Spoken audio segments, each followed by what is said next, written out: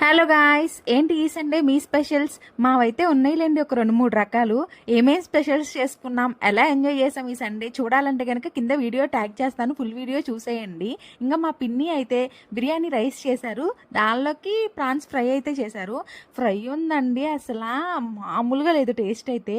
మొత్తం కారం ఉప్పు మసాలాలు అన్నీ పట్టించుకొని దానిలో వాటర్ అంతా ఇంకిపోయేదాకా ఉడకపెట్టుకొని ఉల్లిపాయ అండ్ పచ్చిమిరపకాయ ప్యాన్లో వేసుకొని అవి వేగాక దానిలో ఈ రొయ్యలు వేసుకొని అలా అలా కలిపేసుకోవడమే.